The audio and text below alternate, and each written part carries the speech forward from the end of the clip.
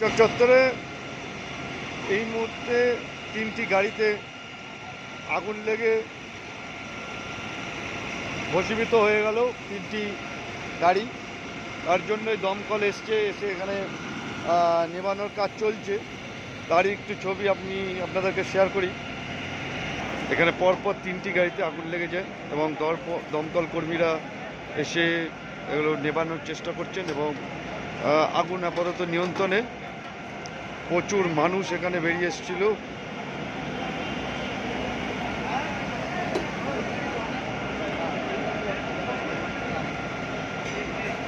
একদম মেন রোডের উপরেই, চাঁদনি চকে মেন রোডের উপরেই ঘটনাটি ঘটে।